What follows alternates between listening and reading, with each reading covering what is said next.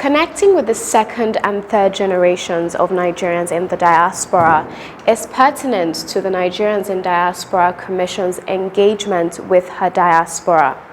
In the concluding part of the National Diaspora Day celebrations, the Home Strings programs featured these young and talented Nigerians in the diaspora. We also have goodwill messages from the governors of Enugu and Nasarawa states, as well as presentations by the state's diaspora focal point officers. But that's not all. Presentations of diaspora projects in Nigeria is also in focus, and we do not forget our diaspora of the moment. The celebrations ended with the cutting of cake and cultural performance. This episode is indeed loaded. Please stay with your favorite program, The Diaspora, and I am Koinsola Adetumbi, your host.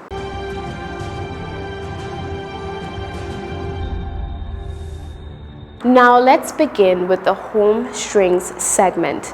Aisha Dankano is our guide. The second and third generations of Nigerians in the diaspora are proudly raising their voices in identifying as Nigerians and making their own impact globally and locally.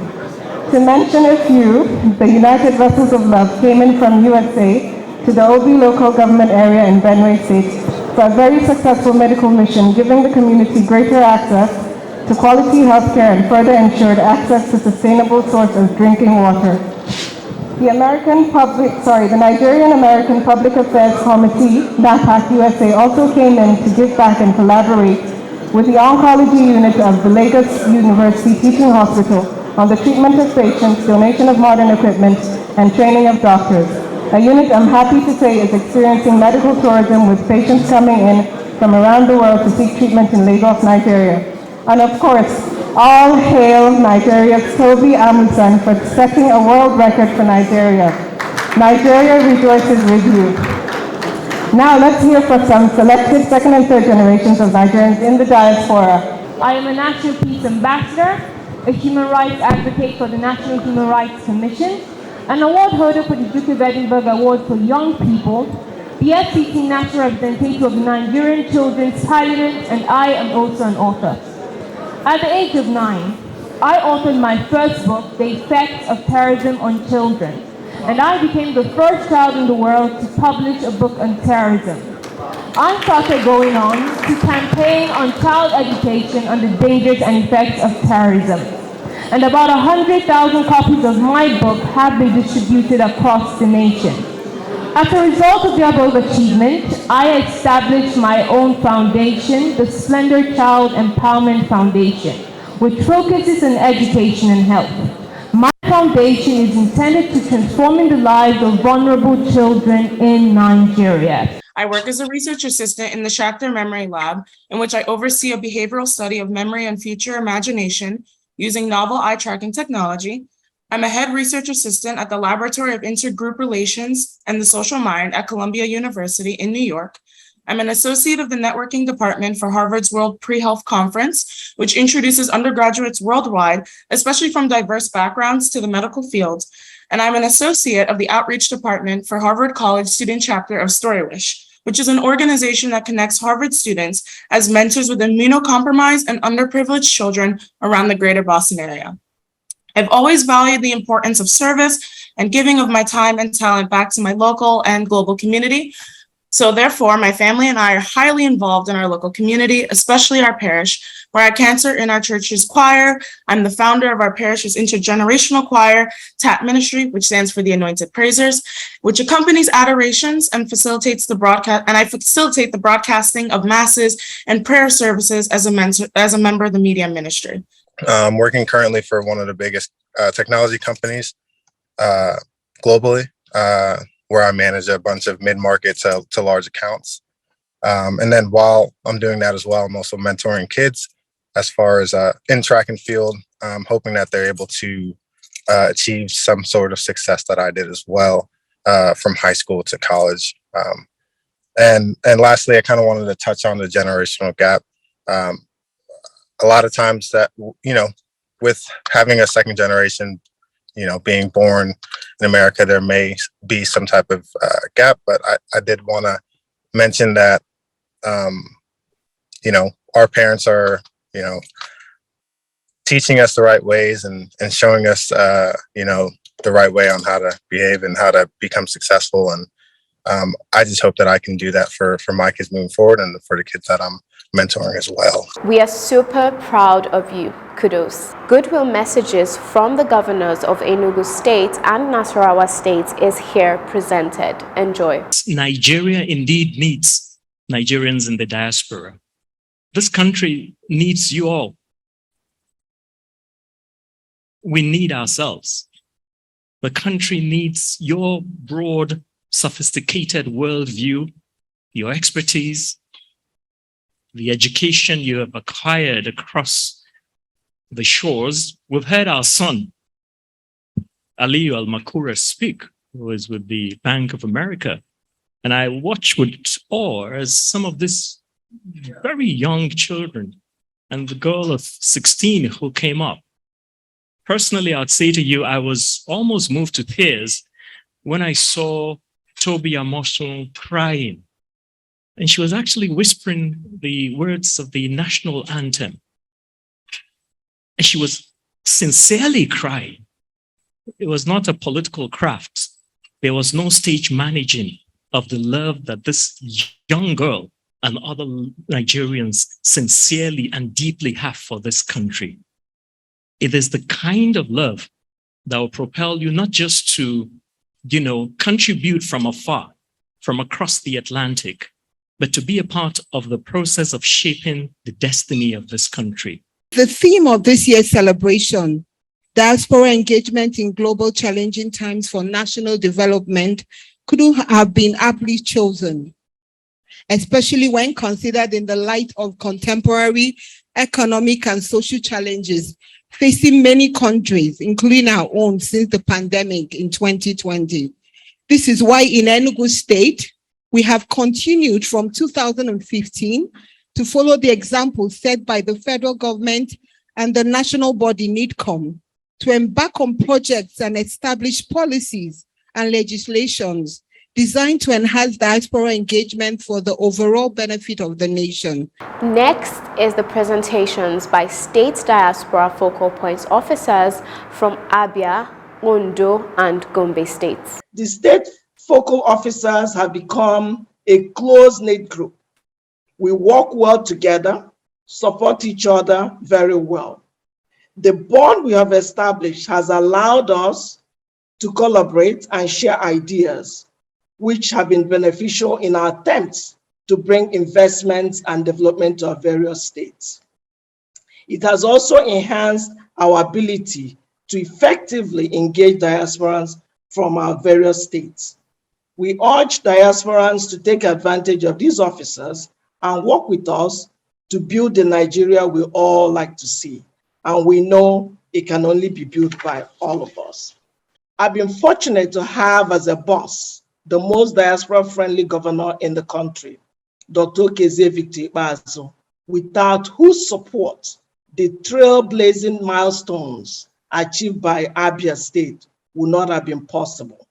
Abia, as you've all heard, is the first state to have a diaspora commission. And we have been able to attract donations of medical equipment, supplies for the state health centers, hospitals, worth about 1.5 billion naira. The state government has allocated land to the Abia State Diaspora Commission for development by the diasporans. The commission is also co-managing one of the hospitals in the state. These responsibilities and achievements reflect the confidence the governor has in the ability of diasporans to be great partners in the development of the state. We urge other state governors to empower your respective diaspora offices and help them harness the power of diasporans. Ondo State is set. We have the strategic framework drawn to have Ondo State Diaspora Bond for infrastructure development. We'll be inviting pension fund managers, PricewaterhouseCoopers, and Lagos Commodities Exchange to help us in the process. As part of the strategic framework we have plan to create cutting-edge engagement portal for Ondo State diaspora. What do I mean? Having lived in the United States since 1996, I do know that many second-generation Nigerians abroad do not have sufficient information about Nigeria. By pointing to Ondo State on the map, they will be able to locate their local governments, have information about the demography of the place, occupation, mineral resources, energy issues. Every information will be visualized. We intend to have a very robust database for our professionals in the diaspora, so we can be able to match skills and professions with the needs of Ondo State citizens. Our mobilization strategy in Gombe, we put in place, we appointed regional coordinators in all parts of the world.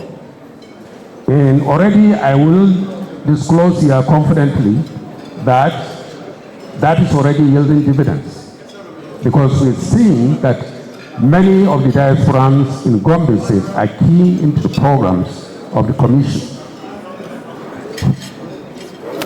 Closely linked to that, we are able to make them see what we call in Gombe a 10-year development plan that was put in place by this administration, DEVCOM.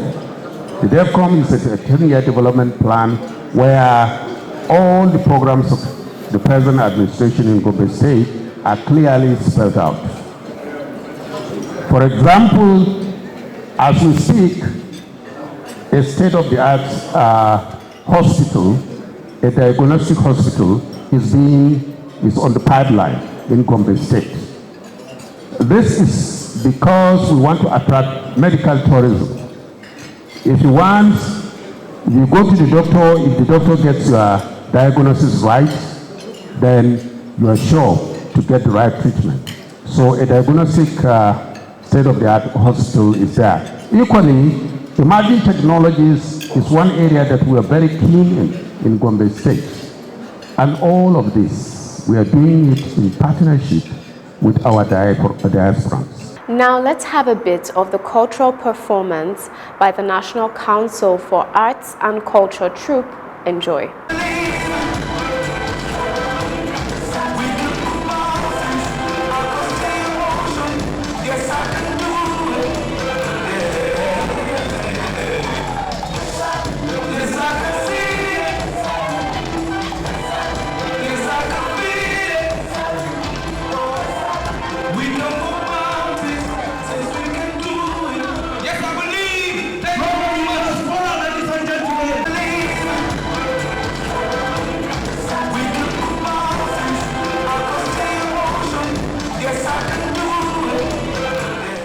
Welcome back. Nigerians in the diaspora are really investing back home and contributing meaningfully to national development. Now let's hear from those who have projects here in Nigeria. I came back, I invested $1 million immediately, and we had issues, we had problems. My livestock were poisoned, and I had to close that business and start all over again. My advice is, please, please, please start with a pilot project. Start with a small project, something like 10% of the intended project you want to do, and then scale it up. Learn from your mistakes. I can assure you, your feasibility study, your business plan, as good as they may be, they are not as realistic as possible. I happen to be one of the few who believe that no matter how much money we send to Nigeria, no matter how much we talk, we need to walk the walk. And the way to walk the walk is to come back here and see how we can impact Nigeria, because it's truly the only home we have. So what did we do? We decided to come to Nigeria. We went to Owerri to establish what we know first, which was a neuroscience and a neurosurgical hospital. It's called Regional Stroke and Neuroscience Hospital. We started from that humble beginning because it was what we could control, and now we have gone to a place now that can do open heart surgery. We can do We are just about to start kidney transplantation before the end of the year. We also have extensive investment in orthopedics, knee replacement, and all of that. What does it mean to Nigerians? It means that some of the money that the diaspora is bringing in should stay in Nigeria and be invested in Nigeria and not be outflowing for medical tourism. Okay, so at the Royal School of Educational Therapy Foundation, we provide therapeutic services for learners of diverse ages with developmental disabilities, such as autism, Down syndrome, cerebral palsy, attention deficit, all those. So we provide speech therapy, educational therapy, occupational therapy, and all others. Also academic, we give them vocational skills and life skills education. Our goal and mandate is to make sure that those who are oppressed, who are marginalized, they are granted inclusivity and are able to participate in academics as well as socioeconomic activities in the country. What we have started is actually going to eventually be like a boat or Uber system, but for intercity travel. So that before you start your trip, you have already booked your ticket, you know the time you are departing, you arrive at the bus station, you depart in a new bus with the person that is behind the wheel, certified by the Federal Road Safety Commission, the bus is air-conditioned. So basically, we aren't doing anything new. We're only just copying the way transportation happens elsewhere, like in the UK, and bringing it to our people, so that people can have that comfort feeling that will make them leave their cars at home and travel in this system, so that there is sanity on our roads, we burn less petrol, people are less stressed, and then we save money. And now let's join Boya Linko for some messages. Ha! Not so fast. Look, I'm tired. I want to check out of this country for greener pastures. Just calm down for a moment. Please sit down. Do you have a job where you're going to? No, but someone is arranging, you know. Listen, Alinko. Checking out of this country without proper planning means one thing. Unimaginable begin. You know, I've been in the diaspora, but legitimately doing great things at home and abroad. As I've been saying, without the proper footing abroad, the risk is not worth it.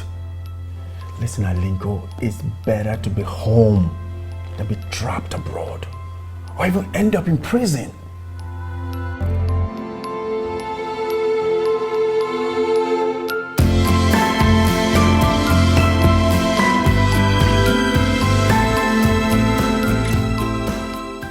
And now to our diasporan of the moment. Our diaspora of the moment is Olujimi Fafowora. Olujimi is a Nigerian who broke the United Kingdom's Oxford Varsity record in mathematics at the Oxford University. The 21-year-old Nigerian graduated summa cum laude in mathematics at St. Peter's College, Oxford. The brilliant man has broken the university's record and has become the second Nigerian to ever make a first-class degree at the prestigious university. Olujimi was appointed a fellow of the college last year and will remain at Oxford for another year pursuing his postgraduate studies. He is the grandson of Ambassador and Mrs. Dakbo Fafowora. Before Oxford, he was at Haberdashers, a private college in London, from where he obtained 9 distinctions on his O-levels and 4 A-levels distinction. We're very proud of him, Ambassador Fafowora said. Olujimi broke the record of Oxford's University after he bagged a first-class degree in mathematics. He becomes the second Nigerian to graduate with a first class in maths at the Oxford University. Congratulations, Olujimi. We celebrate you as our diaspora of the moment. Before we cut the diaspora cake in celebration of the National Diaspora Day in Russia and Nigeria, I bring to you Engineer Dr. Sule Yakubu Basi, Secretary to the Commission. We want to thank God for the Nigerian National Diaspora Celebrations 2022. We thank His Excellency President Muhammadu Buhari, GCFR, the Baba Diaspora, who was here represented by His Excellency Professor Ibrahim Gambari.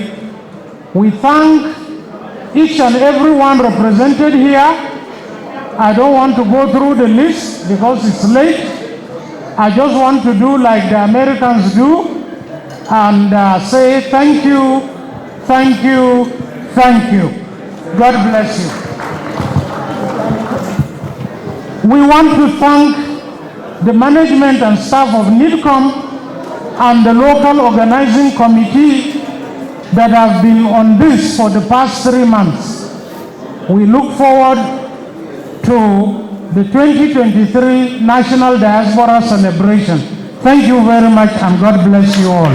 I'm delighted to be part of this occasion, and in particular to participate in cutting the cake, the cake right from Japan here, on behalf of the 17 million Nigerians in diaspora and all over the world, everywhere, a happy National Diaspora Day. It's been a wonderful day. The Diaspora Day 2022 has been an amazing one, with a number of participants, both online and offline. Those of you in the hall here, the attendance has been very, very impressive.